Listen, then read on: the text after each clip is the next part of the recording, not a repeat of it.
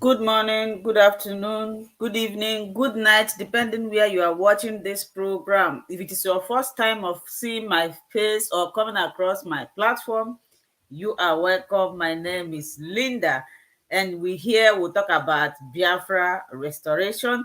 Please, the favor you will do me now is to like this video, share it to any platform that you belong, WhatsApp, Facebook, invite your friends. And this is an interaction section where I give everybody opportunity to express their opinion. But before we continue, I want us to listen to this wonderful prayer of our leader. I like to start with his prayer because this prayer is very, very powerful. Then after the prayer, we'll introduce the topic and then we'll bring the moderators of this program. Good evening and good night to some of you. This very evening and always going forward. And I will pray in the language of heaven because Chukwukika Abiyama is in control of all that we have been doing and will continue to do until Biafra is restored and all the suffering indigenous populations and the damnable zoological republic are set free. Chineke na nke pụrụ ime ihe Chukwukika Abiyama onye defewe na aja aha nsọ ya mma mgbe niile. Onye ọbụla na ya na-achị eluigwe n'ụwa na-agba akaebe ịhụnanya gị na ebere gị amara gị na ọmịiko gị ebe ndị gị na-eze ekpere ngọzi. Anyị wee na-etoghị agbanyeghị atụmatụ niile nke ndị iro iwe enye anyị ndụ ala kedị ndụ were n'ụbọchị nke taa. Anyị wee na-asị na ịja mma niile otu niile dịrị aha nsọ gị. Onye ọbụla anyị aka ikere nọ n'ọgbadara aka ya. Anyị wee na-akpọku gị na-asị gị na nke ọma ma anyị ga-ekele gị nke ọjọọ ma anyị kelee gị. Anyị wee na-aja gị mma wee na-eto gị wee na-asọpụrụ gị n'isi ụmụ gị niile bụ ndị ikwu ndị wee ezi oku mgbe a kpọrọ ha ka ha wee chekwa ala nsọ gị Biafra onye nwụ na Chineke na ihe n'ikwuru anyị nkwa na omekataghị ka ndị iro wee were ala nsọ Biafra onye nwụ na Chineke na nke bi n'igwe agbanyeghị atụmatụ ụjọ niile nke ndị iro ma ndị na-agba mgbọ bụ ebe niile dị iche iche onye nwụ na Chineke nna ihe na-egwu nke ndị dị etu a n'ụbọchị nke taa. Anyị wee na-eto gị wee na-asị onye nwe anyị na Chineke nna nke pụrụ m ihe niile onye ọbụla anyị a na-azọpụta onye ọbụ naanị ya bụ okwu ya niile bụ ihe na amen. Anyị wee na-asị ezi ebube dị ngọzi na ọtụtụ na ịja mma na nsọpụrụ site n'ebighị ebi ma ruo n'ebighị ebi. Ise. Welcome, my wonderful people. Mr. Eremos, if you are there, I want to see you. My brother, then Maxwell, I've already seen you here. Welcome to the program.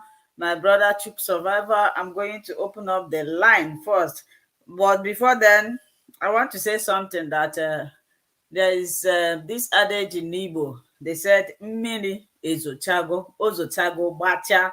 Now, I believe the eyes of our people now are open. If at all is open. Now, everybody have known the position of the Igbos in Nigeria. You guys have been seeing what is happening. I'm just watching it like movies. But I thank God that let it happen so that everybody will understand what is happening. The Yorubas, the Fulanis, they are organized. They are very, very intelligent. If you people know what is happening, our Eastern politicians, they think that they are wise, that they are very, very intelligent, but they don't know anything. Do you people know that Tinubu contributed to the release of Sunday Igbo? And by the time Senator Abaribe came out to say that if you people want election, you should release Mazi Nnamdi Kanu because they weren't serious. Tinubu did not come out to, announce or to make it official that he was among those that fight for the release of Sunday Igbo. No, they did it secretly because they know that if Sunday Igbo is still in detention, that this thing there will not be opportunity for them. But they did it, and they bring Sunday Igbo as why our people are just walking like sheep. Now their eyes are open, and I thank God for what is happening. If I thought they would learn, I was surprised and shocked when I heard the speech of the governor of Imo State. As mmadụ dawa iberibe ọ daruo ya n'isi enwe otu ị ga-esi dagide iberibe mata ihe. I don't know if you people watch the speech. He said that in 2020 what, that God will touch the heart of his brothers to give them to give them presidency. So they are still hoping in presidency. And if you see what is going on now, everybody is talking about election. They have abandoned Mazi Nnamdi Kanu. Confusion will come from here, confusion will come from there. These people are talking, everybody now, everybody, including Biafra agitators now, everybody is campaigning for P2B. And other group is coming with distraction so that Mazi Nnamdi Kanu will be forgotten. Now my question to the Biafran people is this: almost all the Biafran now say that let's vote for P2B. I'm not, if it is in a normal circumstances, if it is a position or a situation whereby our people do something with their heart, that okay, you say this is my brother, let me give him this thing, let me support him. If he becomes somebody, he will remember me. Yes, you will say, okay, since they have been treating us like this, let us support this person. But my fear is that this person you are calling your brother, they only remember you that you are their brother when they need your help. They will use you. When you vote them in now, they will go to like what a Good Luck did during Good Luck regime. He changed his name to Ebele. He used the Ebele to convince the Igbos to win the election. When he win the election, he removed the Ebele. Good Luck went to the northern part. He built Federal University, and he is very much aware that these people, they don't go to school. But his people, they benefited. But the people that he bears their name to climb to that position, nothing. So my fear of saying that Igbo person should go, P2B is a very good person on his own. But my fear is that once they enter there now, I don't know if they use nut, or they will just use something to remove their brain. They will forget we are. And now, anybody that is saying that Biafra agitation should be stopped is just like wasting time, because Mazi Nnamdi Kanu have suffered enough. And me now, what I am concerned now is that Mazi Nnamdi Kanu should come out. This is somebody's husband. This is somebody's son. This is somebody's brother. He have done everything humanly that he thinks that he can do to make sure that he liberates the poorest of the poor, because these are the people that Mazi Nnamdi Kanu is fighting for. Mazi Nnamdi Kanu is not fighting for rich people, because already they are satisfied. He is fighting for the poorest of the poor, because they will be the one to suffer it. The rich man, when they are rich, they will travel to any country of their choice. They can go to any medical center to treat themselves. They can eat whatever they want. But what about those people that cannot eat without going out? These are the people Mazi Nnamdi Kanu is standing for. That is why you see our Eastern politicians, they don't care, because they know that they are benefiting from this. So my question to you that is watching me, or people that will watch this program later, do we want to abandon Mazi Nnamdi Kanu? Do we want him to die there? My own is that let him come out. When he come out, he will rethink. He will look at everything that have happened and ask himself, these people that I'm really fighting for, do they want it? Do they want it? I've been watching trending videos, trending sagas, if I may say, that have been going around. Each time I will cry. I will cry for Mazi Nnamdi Kanu. Imagine when you bring yourself out to fight for a cause, not knowing that the people you are working with, I always tell people that the worst enemy you can have in this world, you have, is your friend.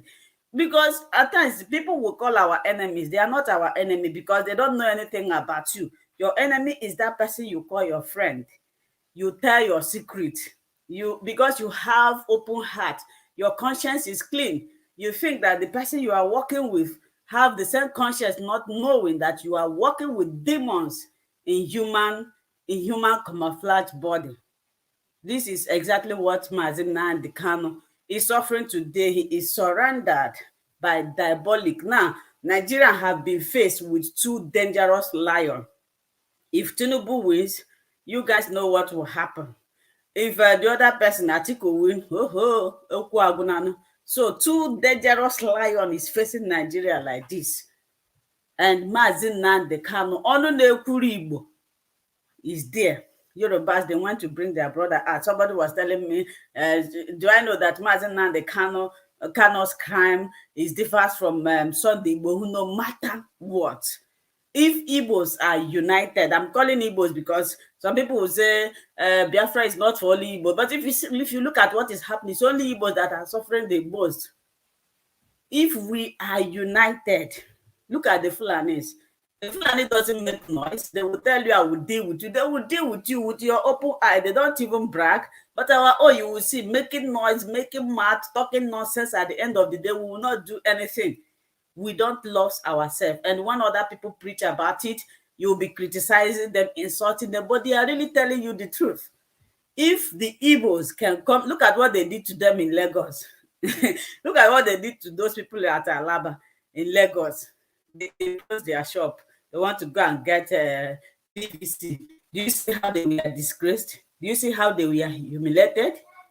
All this while that they have been doing sit at home for months, and they can have those people close their shop for once. I know that if they are closing it, is very risky for them, but have they ever once thought about Mazi Nnamdi Kanu? No. Well, let me bring the moderators. Like I said before, Mr. Eremos, if you are here, please, you are welcome to this program. I love your contribution. My brother, Maxwell, please come in. Okenwa, Mr. Okenwa, mama miracle mugoke nara or ejimaka nwunye gị ma biko iratu eputeba. Anybody that wants to call, there is a link I pasted there. Click on the link, it will bring you in. My brother, you are welcome to the program. Thank you, my sister. Thank you so much. How are you doing? How is your side? Glory be to Chukwu Okike Abiama. I thank God for everything. We are pushing it by special grace of God as well. Okay, you are welcome to the program. The discussion we are going to be having today, number one, is based on 2023. Why Biafra must not vote. That is the number one. Can you tell the Biafran why they must not vote in this 2023 election, despite the fact that what do you call it? What do you call him? Peter Obi. I know Peter Obi, they just sample him there to distract us. Ever since Mazi Nnamdi, Peter Obi that is trying to convince the Igbos, his own campaign is on social media, organizing all the celebrities to have Peter Obi. Maybe I have not seen, if anybody here watching, ever since Mazi Nnamdi Kanu was kidnapped, have Peter Obi make any comment or try to, try to do something, whether private. I don't want him to come out publicly, at least secretly. Have he ever asked about Mazi Nnamdi Kanu, or do they think that Mazi Nnamdi Kanu is a cow? Now they have accomplished their dream, which is to kidnap Mazi Nnamdi Kanu, because they know definitely that if Mazi Nnamdi Kanu we have to be outside, this election will not be, nobody will be talking about it. So their mission now is accomplished. They have kidnapped him, they have chained him, then they send the people they sent to be causing distraction so that people will not focus. That's why sometimes if you blame the head of the department, you don't blame them too much, because immediately everything happened. The devil in human form that did it, they planned everything out. Immediately they kidnapped Mazi Nnamdi Kanu. They came with distraction. They couldn't allow these people to concentrate. They came with distraction up to this moment. So can you tell them, should people vote for Peter Obi? We are not talking about politics here, because what I'm seeing now that is going online is campaign. Nobody is talking about Mazi Nnamdi Kanu again. So does it mean that the Biafrans have forgotten about Mazi Nnamdi Kanu? My brother Maxwell, you are welcome to the program. Thank you, sister, and good afternoon from Ghana. Good afternoon to Brother Chicks, and good afternoon to every Biafran that are listening to us today all over the world. Welcome, Brahmato. Thank you, sir. You are welcome. So I will leave the floor for you. If there's anybody outside that want to call in to contribute, Mr. Eremos, if you are hearing us, we also need you here, because this is when you will do your analysis properly. Thank you, my sister. Thank you for the introduction. I appreciate you so much, and I pray that Chukwu Okike Abiama will continue to strengthen you. Bro Maxwell, I appreciate you also for your wonderful support You are one of the fuel that we are using to drive on and move on. Thank you so much for your support. And I thank every single Biafran that is watching on the background. If you are sharing the video, I say, may Chukwu Okike be my guide and protect you. Every hand that is going to share this video, you are part of the struggle. You are doing your own duty. I tell you that everybody have a responsibility. It is not compulsory that every one of us will come and speak on the platform. Sharing a video is something. You are doing something. When you are sharing the video, making it to go viral, you are doing something. And I pray that Chukwu Okike will guide and protect you. My fellow Biafrans, any place you are watching this video from, I am going to speak to you as a Biafran. I am a Biafran. And if you see the question that my sister asked, and the first topic we are discussing, why we must not vote in this very election. Why we must not vote in this very election. You see, sometimes when some questions are being asked, I'll be wondering if people are living in the same planet where I am living. When some people ask some questions, I'll be wondering if they are living in the same planet where I'm living. You see some people, not only Biafran, people in that contraption called Nigeria, mainly from the southern part of Nigeria, southerners. You see them running around, asking unnecessary questions, trying to tell you that PVC somehow is going to be the solution. The Biafrans mainly, we have made it clear that we will not be part of the election because we are not part of the Nigeria. We are not part of them. They have made it clear by their actions, by their deed, by everything you can think of. They have made it clear to us. Even a blind person knows that we are not part of the contraption called Nigeria. And for that, we will not vote. We will not be part of them. That is why we are asking for self-determination. In that contraption called Nigeria, they made the hatred that they have towards Biafra is not hidden. And they have shown us that we are not part of them. The contraption called Nigeria is owned by a certain group of people. And those people who own that contraption called Nigeria had made it clear that they don't want us anywhere around them. They do not want us anywhere around them. They are not hiding it. They made it clear by their actions, by their deed. And the hatred did not start today. It didn't start today. It didn't even start during the Civil War. Before the Civil War, you see some of them when they give a speech of the Civil War. The foundation of the contraption before the amalgamation, the foundation was to make sure was a hatred against the Biafran people. Nigeria was built based on the hatred on Biafran people. There is one exposition that our brother Simon Ekpa is making on his channel. He started that exposition since yesterday. If you have not watched that exposition, go and watch it. Go and watch that exposition that Simon Ekpa is making since yesterday. He started that exposition since yesterday. Go and watch them step by step. I posted on my channel also. Go and watch them. You see how the British describe us as non-entity. Even when, before this very time, before the amalgamation, we had the most growing economy. The strongest economy in the world was in Biafra land. The southeastern region, we are doing very well, and yet they describe us as non-entity. It didn't end there. If that one is because it's written, go back and watch the interview that was granted to Ahmadu Bello. When the BBC interviewed Ahmadu Bello, that interview was granted before the Civil War. It was before the Civil War. So some of you that think it is because of the Civil War that they hate you, it's because of the Civil War. They do not want. And when they say they don't want you, it is not just Biafra. The southern part of Nigeria don't want us. Some of us misinterpret that. Go and look at that interview very well. In that interview, that man was asking him, the president was asking him, why do you hate the Igbo Biafran so much? And when he was responding, his response was not just about the Igbo Biafrans. Listen to his response. When he was responding, he said, clearly, he said that when they want to give power, instead of them giving anybody from any indigenous person in that country called Nigeria, any indigenous person, instead of them to give them power, they will go and bring a foreigner, take that foreigner on contract and give the person power. If they cannot find a foreigner, then they will look within the country and look for somebody and give that person the power. There is no place for any Biafra. And you that is from southern part of Nigeria and you think it's just about the Biafra, in that very statement, go and watch that video again. He made it clear. They put the foreigner first before you. When Ahmadu Bello was speaking, Ahmadu Bello said, if they cannot find somebody to handle any post, they will go and take an expatriate from abroad. He gave an example of that, the white man that was interviewing him. That it is only when they cannot find a white man, they will begin to think about the indigenous people. And today you are asking me to go and take BVZ, and you say you don't know why you must not vote. Nobody is a Nigerian. No single indigenous person is a Nigerian, not one. Mainly we Biafran, we are not Nigerian and we will not vote. We are going home. The only thing that will save us is self-determination. Thank you, my brother Samuel. You can come in. Let me, I just want to add to what you have just said. When you listen to Ahmadu Bello, I think early 60s, when they asked him, when that British journalist asked him, why this, so much resentment towards the Igbo people? Why do you hate Igbo people so much? These were the words the journalists used.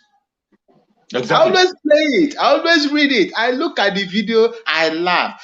This particular video, this particular interview, and the one they interviewed before the war, when the British, I think the government or interest group were discussing about the war, that if they don't support Nigeria, Russians will. And once Russians support Nigeria, they will have access to the oil. And that simply concludes that UK fought Biafra because of crude oil and gas. As simple as short.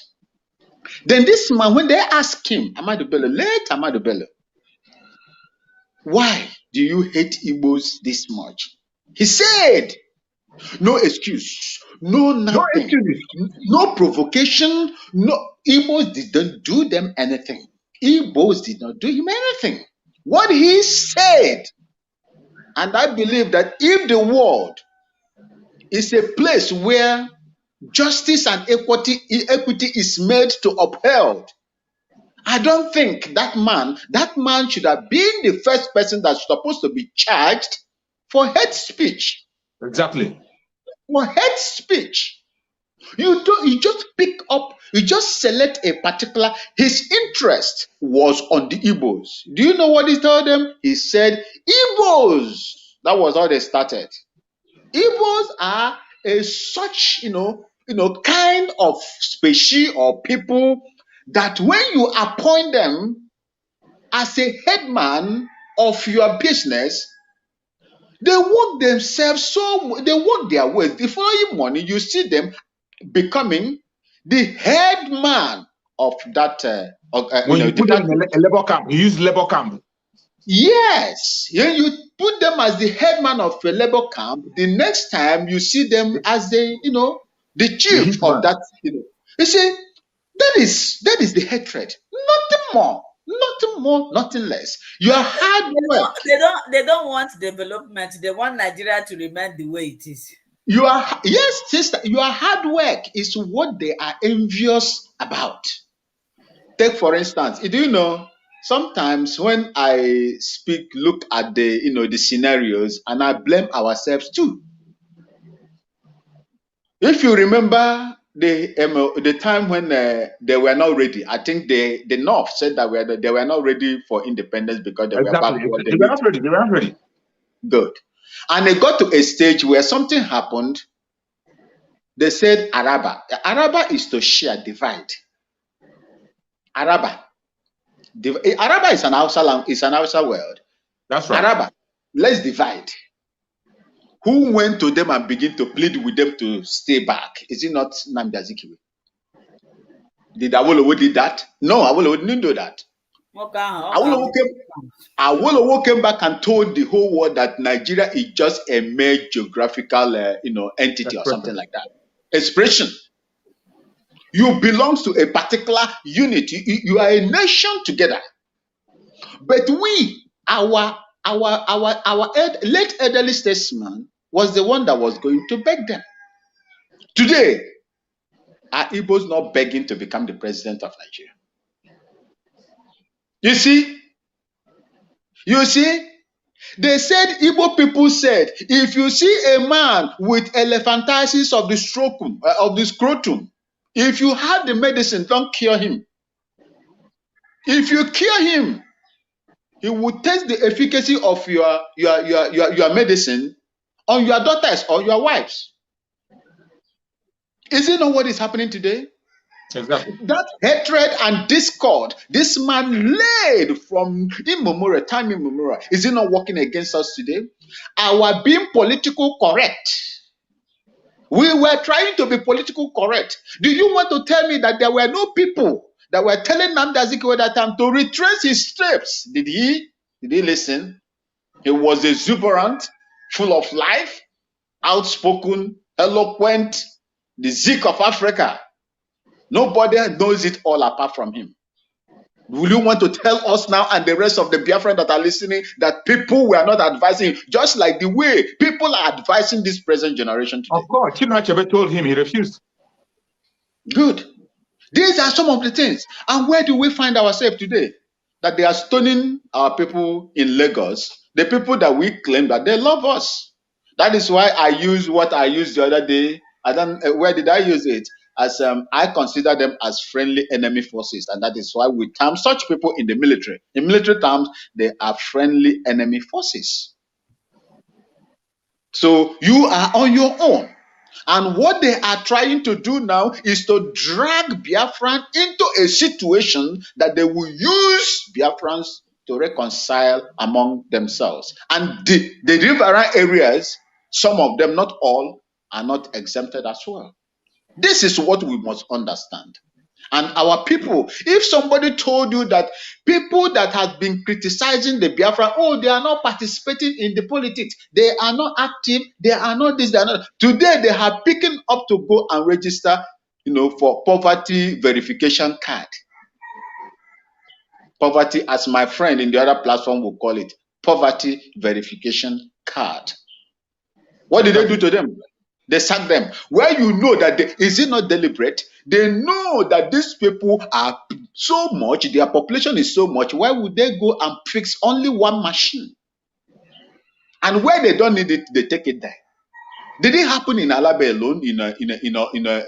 That area? Did it happen there alone? No, it didn't happen there alone. All over where they went to go and register, there was so much problem. In fact, they stoned them, some of them, And when you come to the news media in Nigeria, they put it in such a way that they were now trying to. I listened to some platform. They were not trying to blame the Igbos for going there en masse.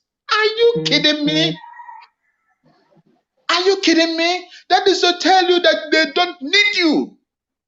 You are not needed in Nigeria. All the good things and development that you are doing, when it happens today, they will sack you and collect everything. They did it before and they will do it again. And this time they will do it more. Mr. Thank you, Maxwell, my brother. thank you for your wonderful speech. I want to ask this question now. Now, they hate Igbos, they hate us. Then why are they afraid to allow us to go? Why is Nigeria afraid of referendum? That is my question. If I don't like you, I shouldn't be willing to live with you. I should leave you alone. But you hate these people, you still want them, you still want to be together with them. That is my question. And I want to give this experience. During Buhari's election, that was the period I traveled. Could you believe that I went for this PVC? I registered for it, but to collect this thing, I went to the place I registered for it. 3 days, they will tell you not available. At a point, I was frustrated. I said, I don't need it. If I go to airport, they tell me that they ask me if you don't provide your a PVC, you will not travel. Then I will know. So even if they registered them, the Igbos there, they will never get it, and they will never be allowed to vote because these people are really out for us. Yes, my sister. It is a systematic, it's a systematic thing they are doing. They bar them. It's systematic. They are doing it intentionally in order to bring people down. Do you want to tell me that if Igbos want to change the political arena in Nigeria today, they won't change it? At least within the Igbos, you can secure over 20 million or 25 million voters from them. But my question is this, for those of you that are campaigning for Obi and so on and so forth. He's an Igbo man. I call him my uncle or niece or cousin because whosoever that speaks Igbo is my cousin, my niece or whoever. That is how I look at it. If he becomes the president of Nigeria, under what foundation is he going to work? Is he not going to maintain the same status quo? The same decree 24 or 34, the 1999 constitution the army made and gave to Nigerians, is it not the same foundation? What will change? Because if he ventures, like I always say, this is a warning, it is a trap. And I know that they will not win. Tinubu won't win. They just did that thing in the form of takia. They use it to see what they did. See what they did. I don't know why people are so, let's say, stupid or blindfolded that they cannot win. They know that if Tinubu did not win this APC presidential candidate, there will be enough problem. Yeah. So what they did now, they gave it to him since he is so desperate to get it. But they will go home and support Atiku. That is Sister Linda, what I'm telling you that it is deceit. That is takia. That's how they call it. It's deceit. They pretend as if they are helping you, but the other way around, they just did that to fulfill all righteousness, if at all. That is it.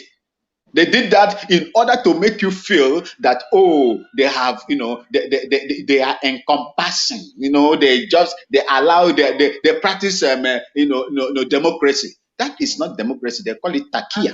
It is enshrined in their book. To prove to our Igbo politicians that they are nothing. They are nothing. This is the highest. On this very issue, when you see the pretense that is happening, just like you ask, why will they not allow us to go since they do not want us?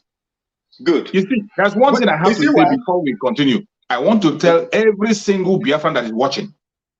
Let me tell you, when you see those people who are going to collect big PVC, these people are not with us.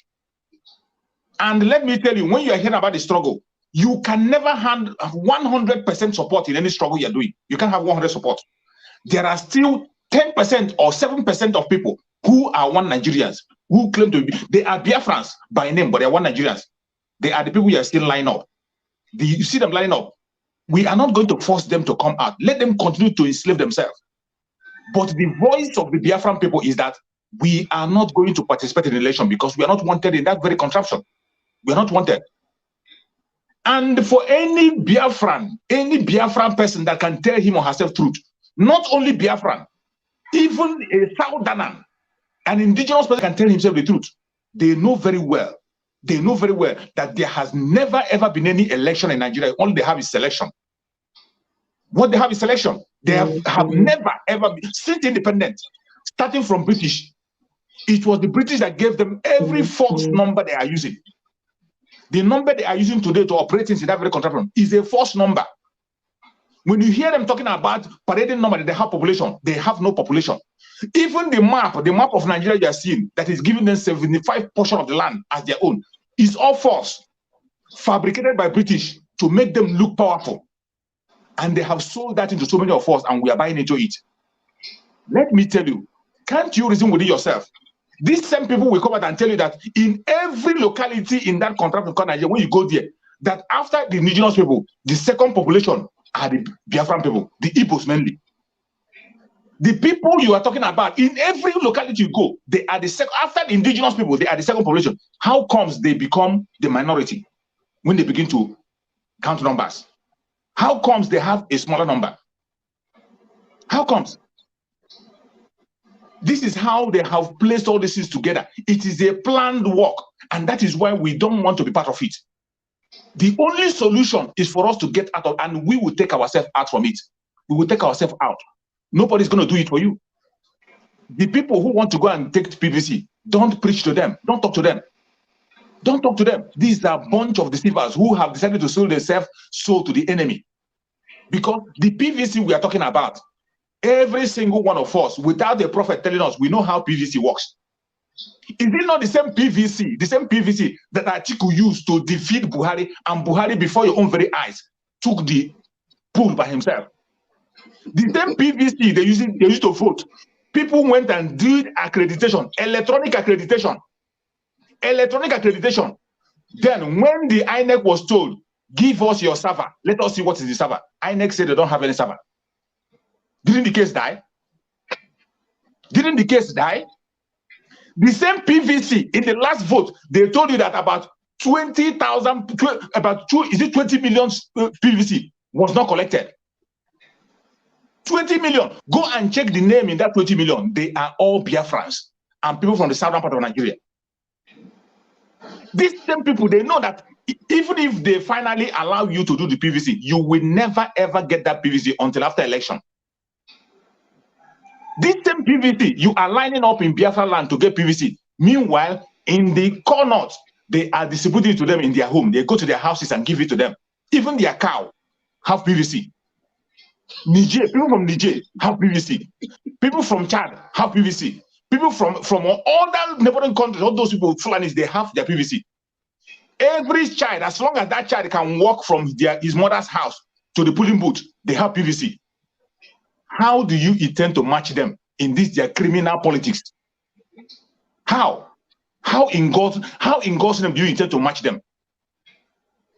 And you see, the funniest thing is that after they have done their primaries, the APC waited for PDP to announce their candidate. They announced. Immediately after the primaries, every single pillar you have in the APC, they went to visit Atiku. The video is out.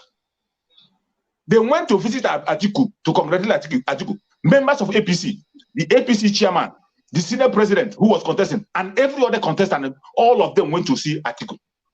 And you that is from the southern part of Nigeria, mainly Biafran person, you are lining up to go and get a PVC. You are lining up to go and get a PVC. Poverty verification card is what you want to align to go and get. And if you are not satisfied, go and listen to the interview they granted to the monster you have in Imo State. Hope Uzodinma was saying that you have to wait for another 16 good years. Hope Uzodinma said you have to wait for another 16 good years. That Tinubu is going to be 8 years. After 8 years, they will take it back to the north. Then when it comes after 8 years in the north, it will come back again to the south. Then they will begin to consider and struggle and beg them to allow them to have it. 16 good years. After seeing all these things, a Biafran, a full-fledged Biafran that the blood is flowing in his vein, we still go and line up and say you are collecting PVC. If that one is not enough for you, ordinary governorship election in Lagos State, ordinary governor, it was not Tinubu that was contesting, no. It wasn't Tinubu that was contesting. Governorship election, the whole place is where Biafran people that had their PVC wanted to vote. They stopped them from voting. They did not allow them to vote. The video is still online. And these people who are lining up to go and get PVC, they saw the video. They did not allow you. Tinubu could not allow you to vote for a governor. All of a sudden, you think in Lagos State you will vote. You will vote for your Peter Obi in Lagos State. In your dreams. In your dreams. You think you will vote in Lagos State. Is it not? When I look at them, I just pity them. There's one that was crying, they break it. I wish that they pluck his eye, not only breaking his head. Only collecting of PVC, they are beating them up to collect PVC. They beat you up to collect PVC. When you go to vote, tell me if it's not AK-47 they wish to pursue you there. And you see them talking about Peter Obi. Tell me in your wildest dream, which Malam in Kanu State will vote for Peter Obi? How can Peter Obi win Kanu State when Kwankwaso is in the competition? Atiku Abubakar is in the competition. Even Lagos State, how can Peter Obi win Lagos State? How can Peter Obi win Kaduna State? How can Peter Obi win Sokoto and Borno? If Peter Obi cannot win Lagos, you cannot win Kanu, you cannot win Kaduna, you cannot win Sokoto, where are you going to get your votes from to make you a president in that contraption called Nigeria? From where? From which pit of hell are you going to get it? And you and I know that Peter Obi is not as radical as the people he's facing. Even Peter Obi, when he sleeps and wake up, he knows that he just come there to legalize the fraudulent election. They are using it to push Biafrans forward to legalize the fraudulent election. That is why no Biafran should allow him or herself to be used. Allow the one Nigerians who want to enslave themselves. Let them go ahead and continue to enslave themselves. For us who are Biafrans, we will not be part of it. And let me tell you, Biafra is much more closer than it is yesterday. We are going for referendum, and referendum it is. No man born of a woman can stop it. The coming of Biafra, the light is shining from at the end of the tunnel. The Biafran train have moved already. I pity those ones who you see them collecting PVC. They are going to jump through the window to join the train because the train of Biafra will not stop. Biafran train is on the move. It can never stop. Mazen Nanikari said it. Mazen Nanikari said it by himself. If you like, go and live in Sokoto. Go and live in Boronu with your hotel business. You cannot stop the coming of Biafra. We are not waiting for anybody. The train have left the station. You can only be lucky if you can be able to fly and jump through the window and enter the plane that is moving now. If you succeed in entering, we will welcome you as a Biafran. You celebrate with us. But if you succeed and if you dive and commit suicide, with your tent, O Israel. My brother, there is a question I want to ask. There is this old woman in the north that all the presidential aspirants visit. Who is that woman? I don't know if people have seen the picture. Who is that? There's one old woman in the north that Wike visited, P2B visited, Atiku visited, Tinubu visited. Who is that old woman? I don't know if you people have seen the picture. I've not come across it. Okay, I will post it maybe after the stream. I will post it in my this is so that community so that you will see it. The second thing we are going to talk about now, because while we are discussing about all these things these are the things that is distracting the Biafra agitation, distracting the Mazina, the Kanu's release, because now everybody is talking about OB, election, PVC. Nobody is talking about Mazina, the Kanu. And the second one now is this issue of chief blackmail of Mazi Simon Ekpa and disgrace and causing confusion. I don't know. Mr. Eremos, you said last week that you will talk about it today after Simon Ekpa finished his position now. I don't know if you are busy. If you are still around, please come up, Mr. Okenwa, or anybody. This is an interaction section. It's not only for myself, Mr. Maxwell and Duke Survivor. Please call in. Don't stay there and be looking or writing. Come in and tell us. So I don't know if you people have something to say, because ever since this thing has been happening, the first time Simon Ekpa posted that picture, I was mad, I never supported the picture. But after listening to his position, I said, well, if somebody can do that, because if you look at the picture, you can see that it's nobody forces or nobody, went to the privacy to take the picture. After listening to Simon Ekpa's exposition, I now found the reason why he posted the video. And there's another video I posted yesterday. A lot of people are saying, why are you posting any video? I have said this several times. Any video or picture I post in my community, just go down and listen to it. There is a purpose that I post the video. If you look, some people are so, I don't know, some people are so blind that if they are following somebody, for example, now Chuk Survivor is my personal person. Whenever he is doing something wrong, I will call him. I will say, my brother, this thing you are doing, I don't like. Even my mother, if you are doing bad thing, I will tell you I don't like it. I will blast you. I will tell you. But some people, when they are following you or when they think that they love you, if you are going the wrong path, they will not tell you the truth. They will just be following you, supporting you. You don't like the person. You want the person to fall into trouble. So once Simon Ekpa, you will see some people, they support what Simon Ekpa is doing and saying, but they will come out and tell you, I don't like Simon Ekpa. Why did you hate him? But you like what he's doing. So I like what the woman said. She said she doesn't have personal issue with the person in question, but this time around, she have to come out and tell her that what she did is not good, and that is the type of person I like. If you are my friend, when I do something bad, call my attention because I listen to you. But if you keep on supporting me until I land myself in trouble, you are not my friend. Mr. Okenwa, you are welcome. Irachana miracle mugo.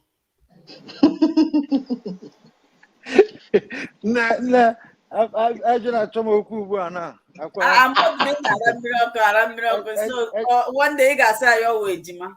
I said, oh, your mama, your mama last week. I celebrated. We thank you, Biafrans all over the world. It's I'm greeting you. Bro Maxwell, you made my day. You made my week last week. God bless you, bro Chooks. Thank you. Thank you, sir. Because Thank you, my brother. You are the way you are involving, making us proud. When I saw you in 247's program, I was very, very happy. I was very, very happy. It's not that I'm taking him, Mugo. I'm very sorry. I'm a specialist, so sometimes you are not available. But I listen to your program every time, not all the time. This summer period, many of the companies are short of workers because most staff have gone for their vacations and all this. So most of us, that our places are not settled yet. Because I told my friend that for now, my country is yet to come. It's yet to be recognized by UN. And my country is already there. He said, which country is that? I said, Biafra. I said, what's Biafra? Is it Igbo? I said, yes, we are Igbo and other things. People came to our country and divided us. He started laughing. He said, no, the problem is that we allow Britain. Because here in America, they fought hell out of them. The same thing we are suffering today, that's what Britain did in America years back. And they fought them gallantly. Fought them gallantly. You see, the problem there is that many of us, good at it, Bro Maxwell, you are a soldier. Most of us who are in that field, when you know about techniques, you see, war is not only fought with gun and bullet. We don't know. There are some wars you will fight with media. All this trying to make you feel down, trying to make you hate yourselves, trying to make you this thing. The way they brought out to people. I was asking one of these. I'm very sorry to use that word. I don't like using those naughty words. One of these guys, they call themselves. They use Nnamdi picture as their profile here and there.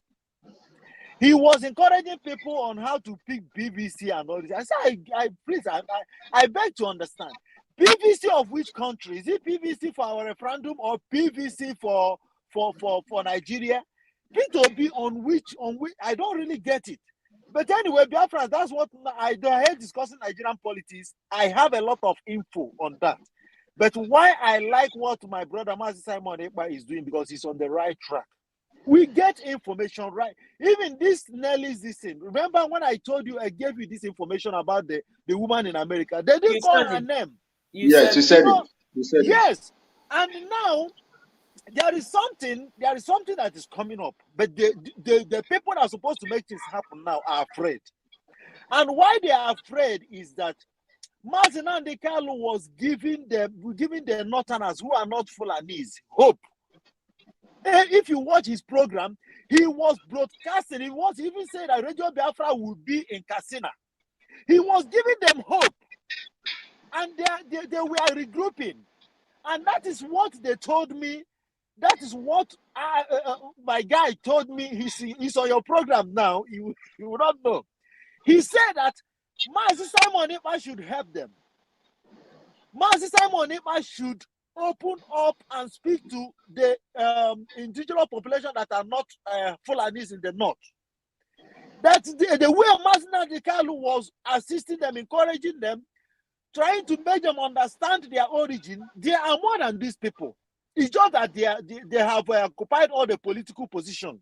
Even most of their soldiers, most of them in the military, we are listening to Nnamdi Kanu.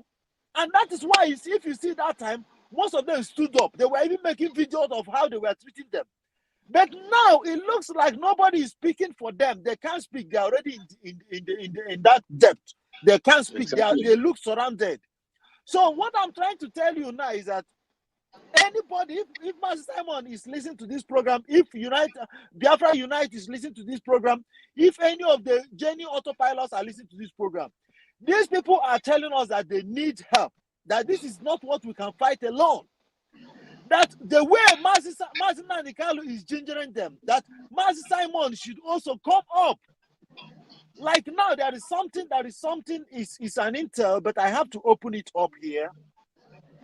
Very soon, I sent this message sometime to our brother, which I'm not going to call his name.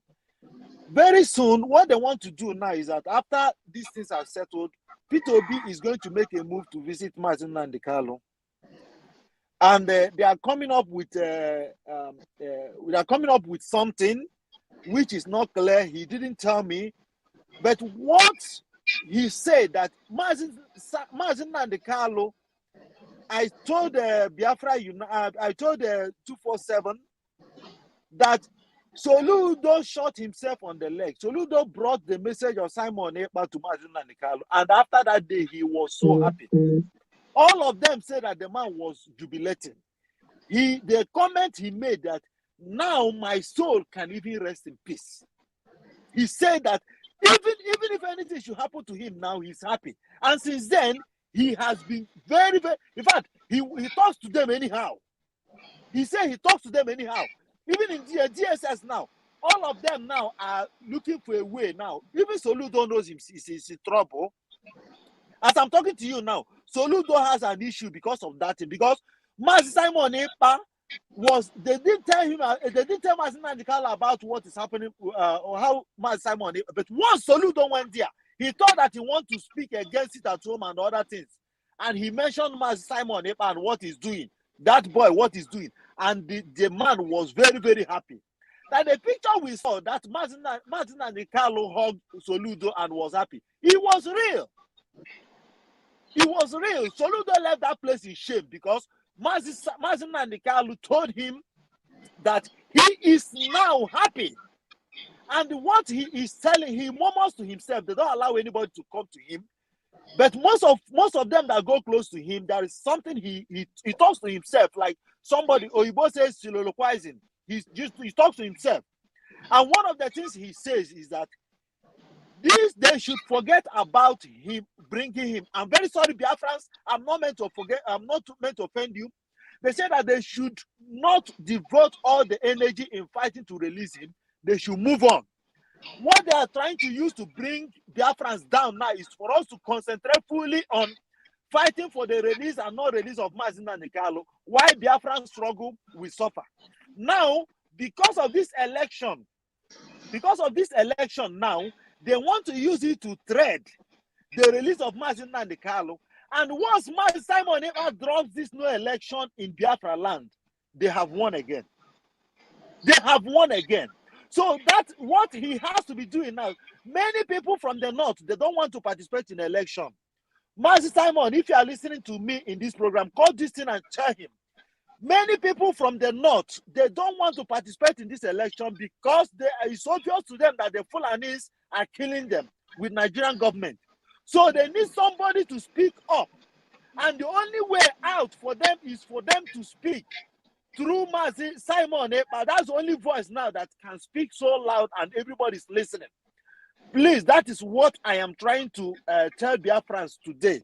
That there is no way P2B will go anywhere. That man, they want to use him to bring us down. Because they know that Biafran struggle has gone beyond where we are thinking. There are many things going underneath. We don't know. And that is exactly the same role they wanted to use DOS to play. And good at thing, that's why I was telling one of them that I was talking with here. He said that Mazi Simon Ekpa about the news. I'm coming into the topic you are saying now. I said, look, this is what DOS was unable to do since. This is a question that brought me up from Radio Biafra. What happened to Mazi Nnamdi Kanu in Kenya? And none of them could answer the response to this. All they were doing is, do you know that sacking of Nelly is a plot? They plotted it together with Nelly. They plotted together with all of them. Because if Nelly is still working with them, the Biafrans are going to find out. So the easiest way they did it was to pretend as if they sacked Nelly. Nelly was sacked so that they can distract Biafrans, not to ask what happened to Mazi Nnamdi Kanu. And that is exactly what Mazi Simon Ekpa, with the help of God Almighty and Umada did. Then another thing I want to tell Biafrans is that Nelly did not divorce his husband or his family. Nelly let the family leave because of this evil plot. And they all planned it together that after this, and she reigns, because all they were doing is to bring Mazi Nnamdi Kanu down. And once they bring him down, you will not ask of Nelly. You know, it's not like this fake Buhari now. If after the election, who is going back to ask of Buhari again? Nobody. So that's exactly what they want to do with Nelly. Nelly distance her family so that they will not be hurt, because she knows that she has entered into a dangerous bargain with the devil. So we should not be deceived. Anybody we don't hate P2B, we love him. We campaign for him. If you know me very, very well, I am a full member, one-on-one with Gulo Jonathan. If I tell you what, that Gulo Jonathan was a problem that Nigeria entered into, because he was the one. In fact, I don't want to go into Nigerian policy because I know them very well. So Nigerians, Biafrans, we don't hate P2B, we love him. But P2B is better we have our Biafra and be free from this dungeon. Then you can contest and tell us how economy works in Biafra land. That you come in, you cannot fight what is in Biafra. In Nigeria. What is in Nigeria, cabal, you can, even in the next 30 years, you cannot destroy that cabal.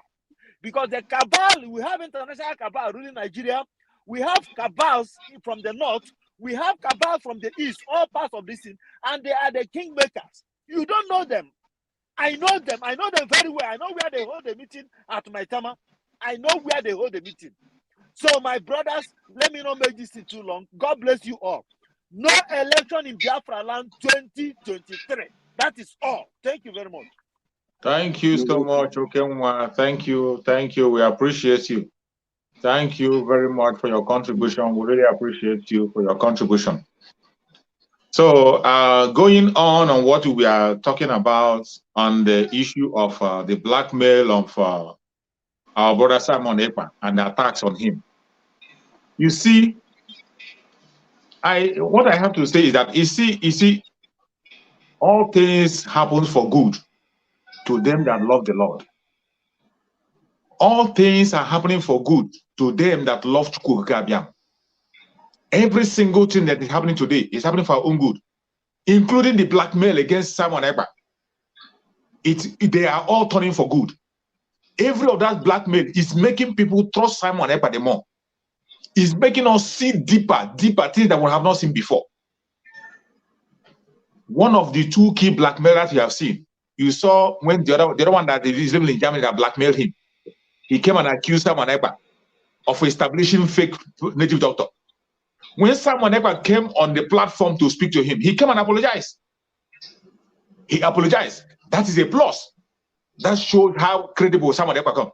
There is another one that claims to be seen from God, that God reveals to him, that God is showing him things.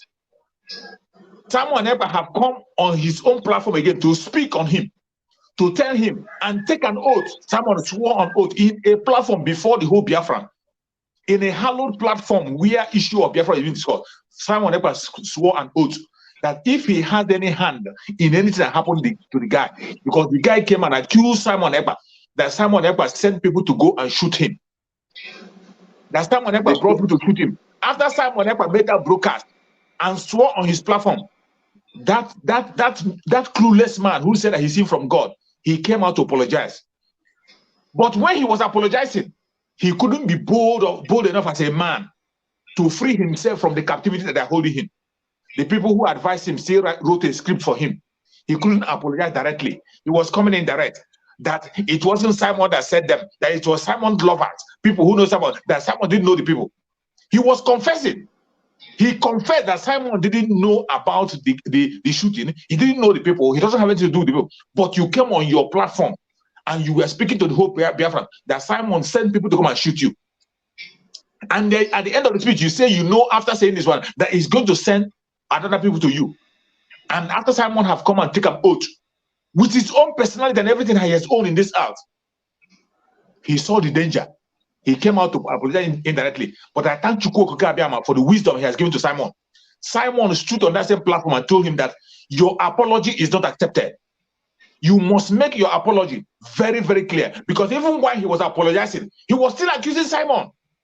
Yes. He's apologizing and I still accusing him at the same time. And Simon still kept that 7 days to stand. And that's 7 days he gave him. Someone is not going to shoot him. Someone is telling him, if at all he is hearing from any God in Biafra land, that God will desert him. That is the challenge someone gave him. That if at all he see dream, in the past they say he saw some dream and the dream come to pass. Let me tell you, when it comes to issue of gift, Chukwu Okike Abiama can give anybody gift. Chukwu Okike Abiama spoke through an animal. A horse, have you forgotten? A horse spoke. He speaks through an animal. Chukwu Okike Abiama speak through grass, through fire. Ordinary tree. If Chukwu Okike Abiama can speak through animal, speak through tree, how do you think he will not speak through a human being that he has created in his own image? Exactly. He doesn't look at people when he wants to give. He can give anybody gift. But once you mess that gift up, he is going to take it away from you.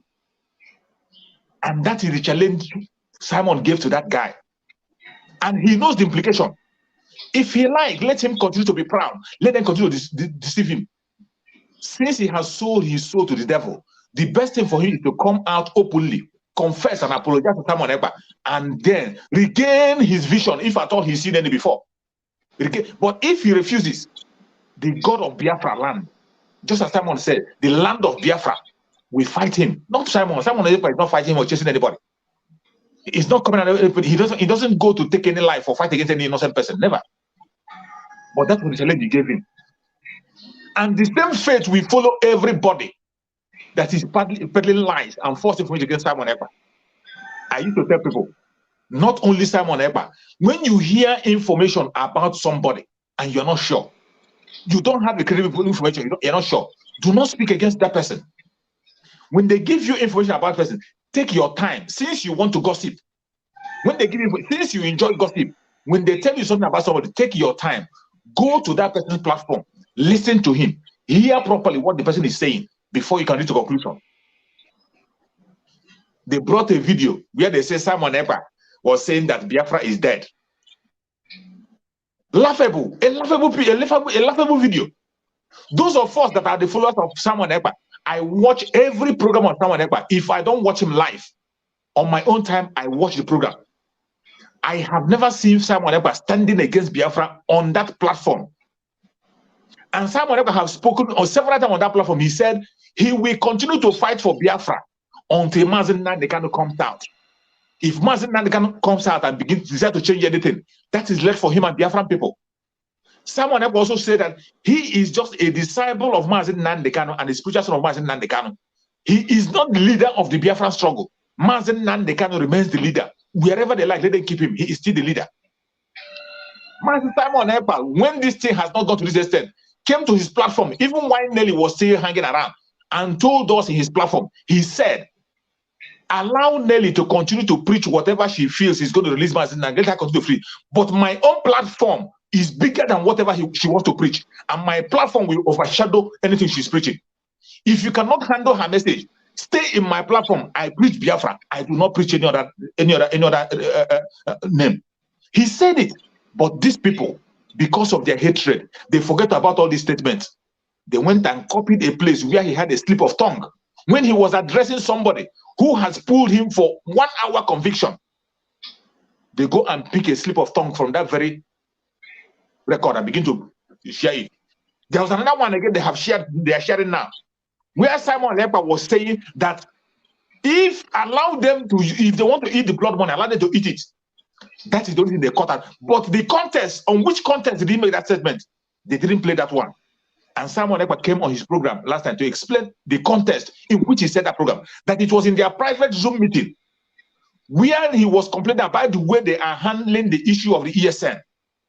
The condition they were giving ESN before they would release money for them, and they were accusing ESN of abusing money, giving them difficult conditions, telling them to do this and do that before money will be sent to them.